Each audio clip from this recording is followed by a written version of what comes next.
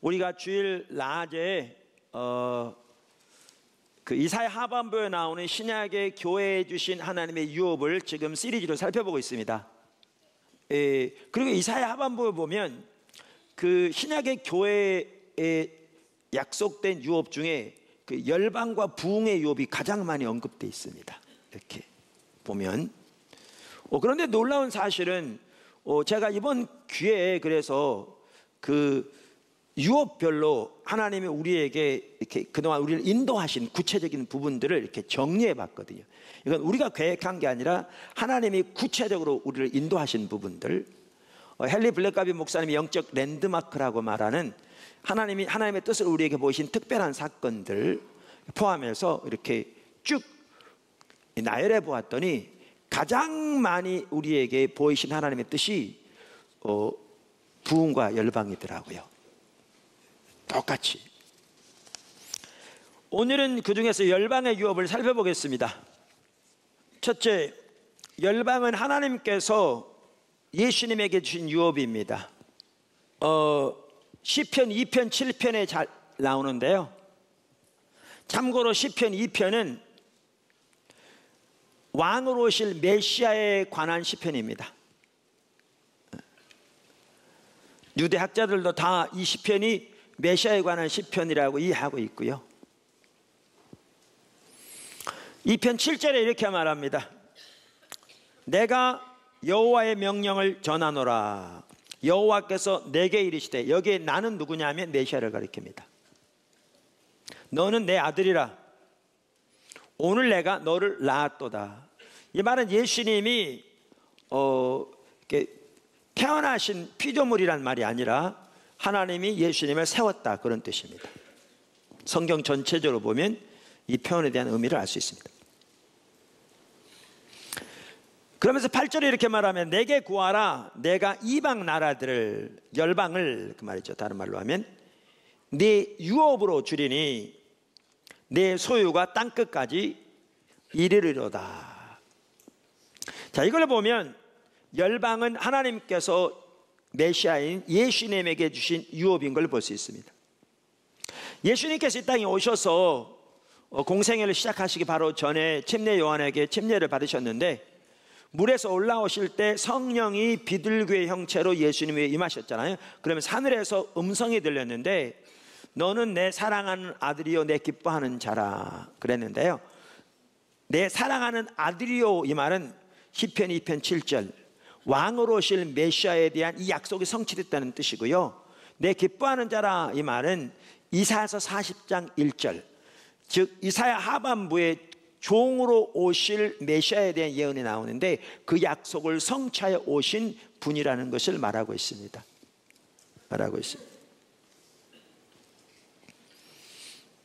이와 같이 열방은 하나님께서 예수님에게 주신 유업이고요. 그래서 누가복음 24장 44절 이하에서도 예수님께서 이렇게 말씀하셨죠. 이 말씀은 예수님께서 부활하신 후에 제자들에게 하신 말씀인데요, 승천하시기 바로 전에 44절, 또 이르시되 내가 너희와 함께 있을 때에 너희에게 말한 바 곧 모세 율법과 선지자의 글과 시편에 나를 가리켜 기록된 모든 것이 이루어져야 하리라 한 말이 이것이라 하시고, 여기에 나오는 율법, 선지서, 시편, 이것은 구약을 말합니다. 그러니까 일반적으로 구약을 크게 세 부류로 나누는데요, 율법, 선지서, 시가서 이렇게 나눕니다. 때로는 시가서를 빼고 율법과 선지서 이렇게만 말해도 구약 전체를 말하는 거고요, 때로는 율법 한마디로 구약을 의미할 때도 있고요. 그래서 구약 성경 전체를 크게 세 등분으로 나누는데 그게 율법과 선지서와 시가서입니다. 그래서 여기에 보면 모세 율법, 선지자의 글, 시편이란 말은 구약 전체를 말합니다. 자, 그러면서 구약 전체에 예수님에 대한 예언이 들어있다. 그러면서 이 모든 예언은 반드시 이루어질 것이다, 이 말씀이고, 이 전에도 예수님이 제자들에게 이 말씀을 자주 하셨다, 이렇게 말씀하고 있습니다. 그러면 구약 성경에 예수님에 대해서 예언된 내용이 뭔가? 그걸 이제 다음 구절에서 말하는데요. 45절. 이에 그들의 마음을 열어 성경을 깨닫게 하시고 또 이르시되 이같이 그리스도가 고난을 받고 제3일에 죽은 자 가운데서 살아날 것과 또 그의 이름으로 죄사함을 받게 하는 회개가 예루살렘에서부터 시작하여 모든 족속에게 전파될 것이 기록되었으니 너희는 이 모든 일의 증인이라. 그래서 여기에 보면 구약에 예언된 예수님에 관한, 메시아에 관한 예언을 크게 세 가지로 나누고 있는데, 여기에 하나는 예수님이 십자가에 돌아가실 것, 두 번째는 예수님 부활하실 것, 세 번째는 이 복음이 땅끝까지 증거될 것, 이렇게 말하고 있습니다. 그러니까 예수님이 지금 이 구절에서 제자들에게 말씀하실 때는 두 가지는 이미 성취되었습니다. 왜냐하면 부활하신 후에 지금 하신 말씀이거든요. 그 남은 한 가지가 뭐였느냐? 이 복음이 예루살렘에서 시작돼서 땅끝까지 모든 족속에게 전파될 것이다 라는 것이었죠. 그러면서 제자들을 보내시는 것을 볼 수가 있습니다. 자, 이 구절을 보아도 열방은 하나님께서 예수님에게 주신 유업이고요, 이 유업은 반드시 이루어지게 되어 있습니다. 성경에 보시면 반드시. 그래서 모든 것이 이루어져야 하리라 그러면서 지금 말씀하셨거든요. 우리가 이전에도 살펴봤잖아요. 예언은 역사가 되고 역사는 또 예언이 되어진다. 그러니까 구약에 메시아가 오셔서 고난을 받으실 것, 부활하실 것이 예언되어 있는데 그 당시에는 이것이 예언이었죠. 그런데 예수님이 오셔서 실제로 그 일이 이루어짐으로 이 예언은 역사가 됐죠.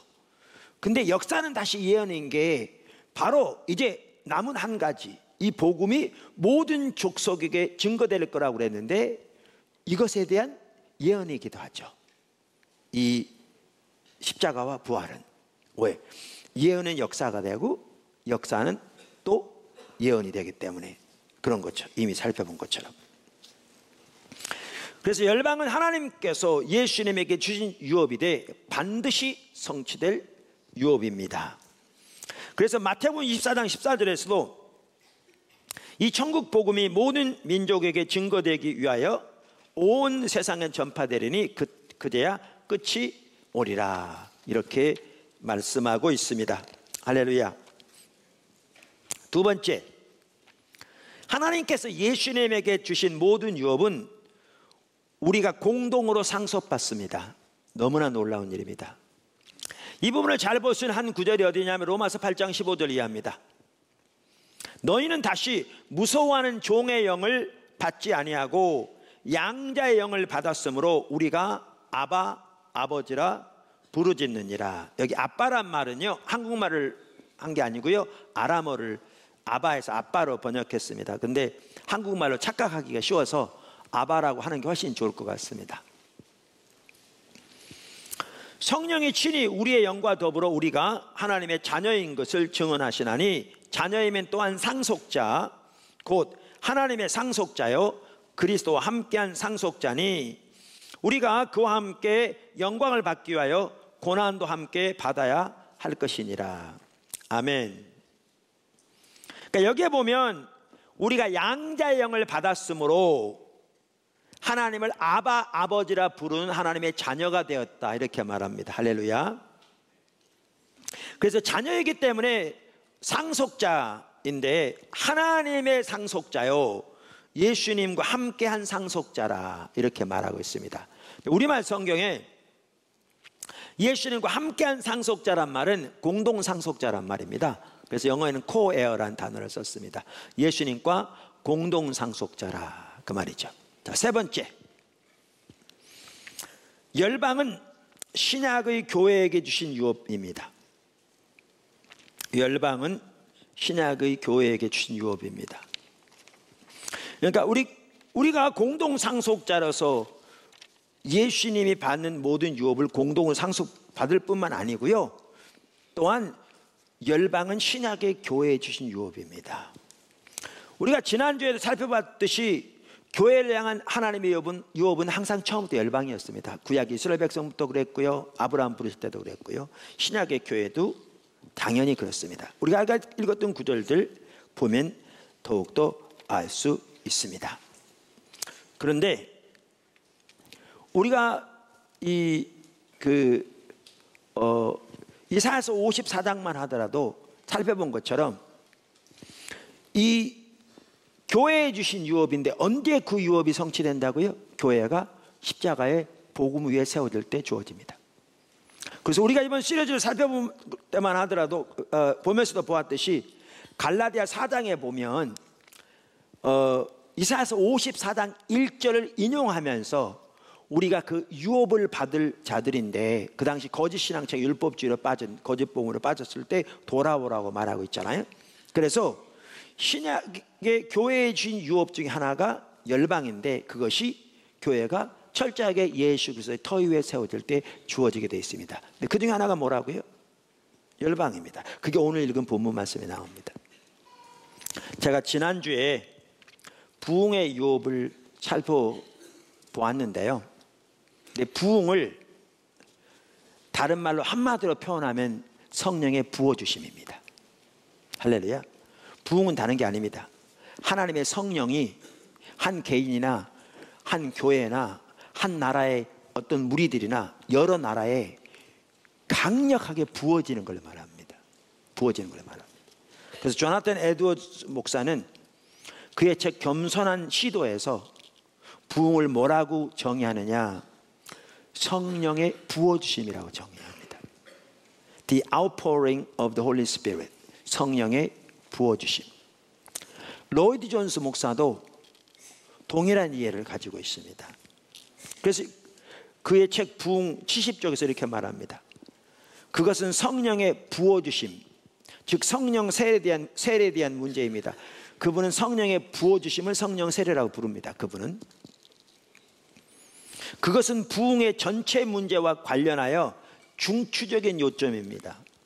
왜냐하면 부흥이 뜻하는 바가 규정상, by definition, 정의상 하나님의 성령의 부어주심이라고 생각되기 때문입니다.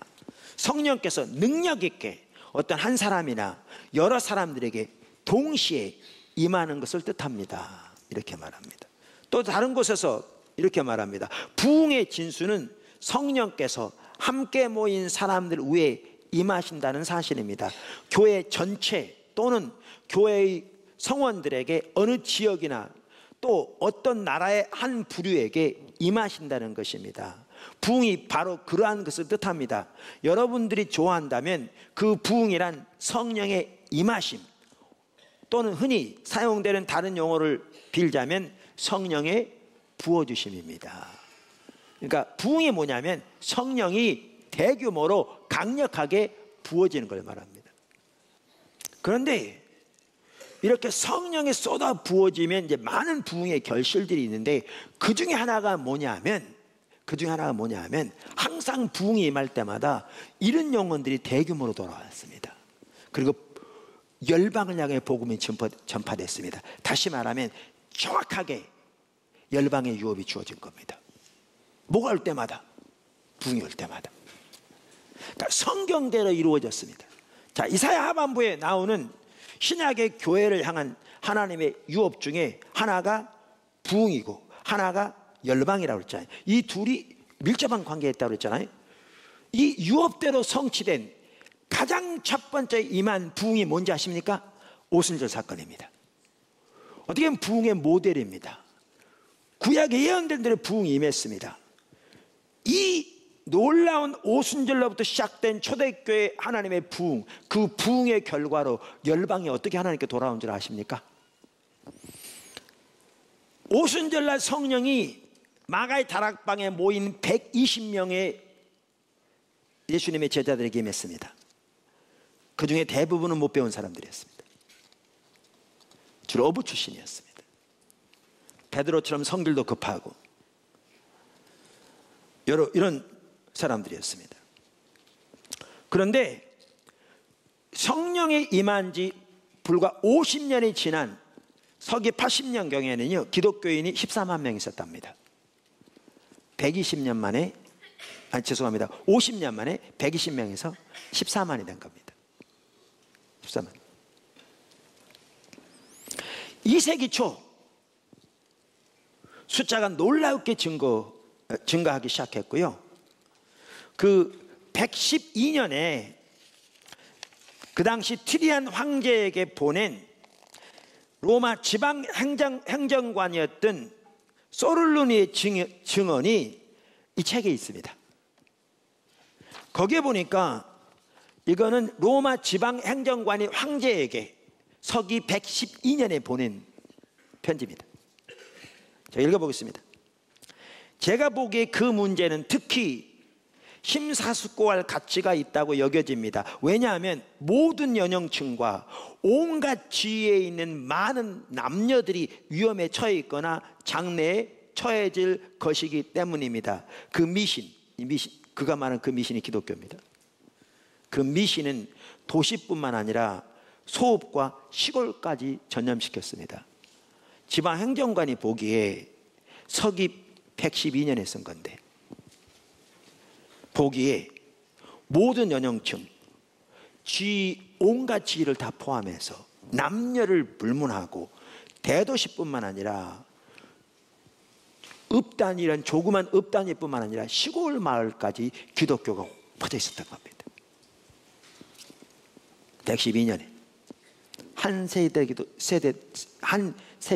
100년도 지나기 전에.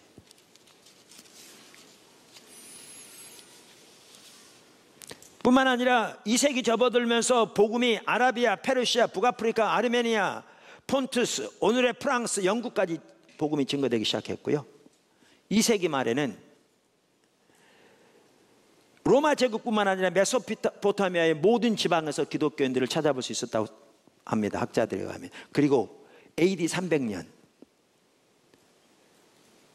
오순절이 임한 지 200년 남짓된 AD 300년까지 로마 제국의 모든 도시와 지방까지 복음이 전파되었고, 그 중에서 시리아, 소아시아, 이집트, 북아프리카에 더욱 급속도로 확산되었다고 합니다. 사실 그 기간 동안은 엄청난 핍박이 있었던 기간입니다. 상관없이 증거됐습니다.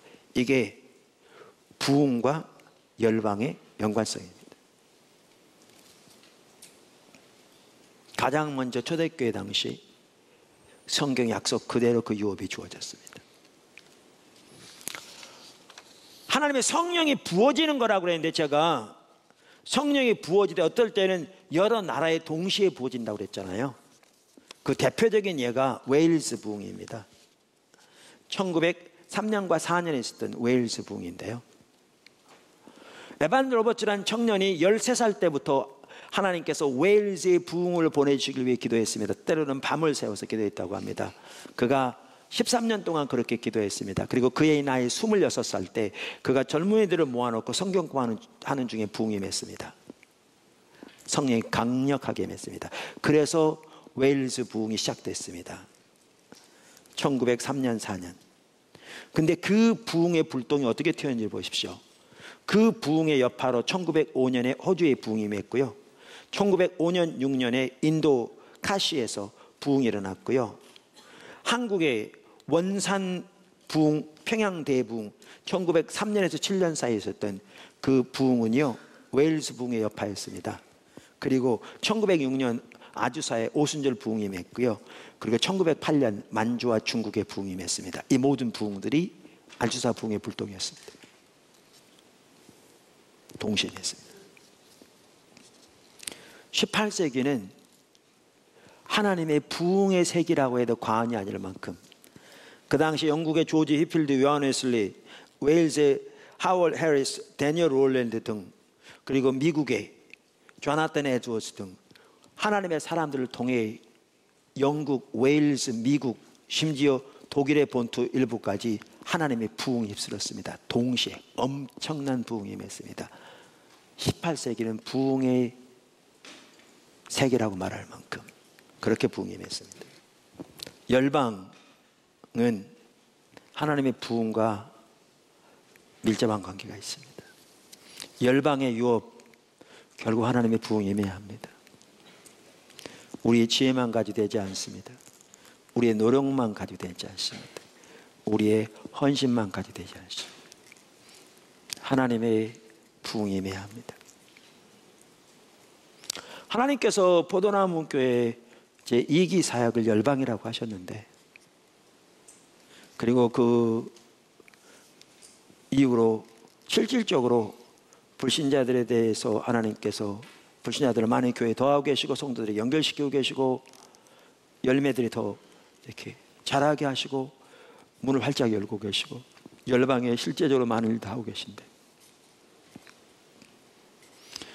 우리가 무엇보다 이 시점에서, 그리고 하나님께서 우리 한국교회 정말 심각하게 침체된 우리 한국교회 가운데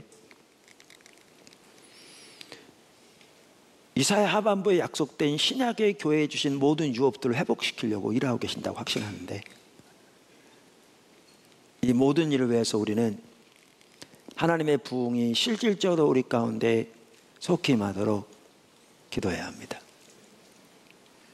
하나님 부흥이 왔지만 다음 세대 가운데 부흥이 임하는 일은 이렇게 잘 안 나온 것 같더라고요. 근데 제가 보니까 조나단 에드워드 시대에는요, 하나님의 부흥이 오되 다음 세대 가운데도 강력하게 임했습니다.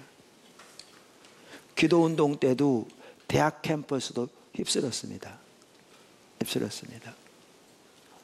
그런 걸 보면서 하나님의 부흥이 이 땅에 다시 와서 우리의 다음 세대들 하나님께 근본적으로 돌이킬 수 있는 그 부흥이 함께 왔으면 좋겠고요.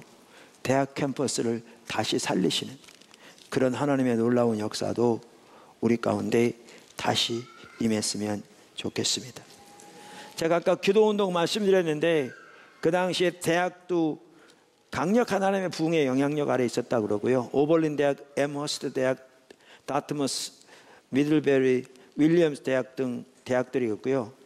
예일 대학에서는 1821년 이래로 가장 강력한 부흥을 경험해서 447명의 학생 중에 절반이 회심했답니다.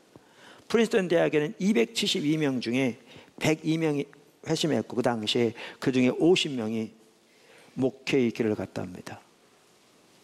50명이. 다른 시기긴 합니다만은 초등학교밖에도 못 나온 무디 목사님이 케임브리지 대학에 갔을 때 그 대학에 하나님의 부흥이 임해서 교수들이, 그 석학들이 또 학생들이 무릎을 꿇고 하나님 앞에서 거듭나고 회심되면서, 그때 여러 명이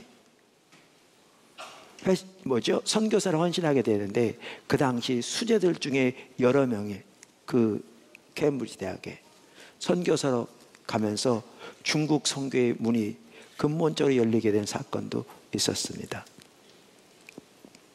초등학교도 제대로 못 나온 구두수송공 통해서 그 모든 일들은 하나님의 부흥이 가능했습니다.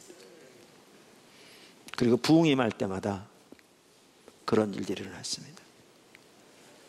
그래서 우리나라에 그렇게 속히 부흥이 임해서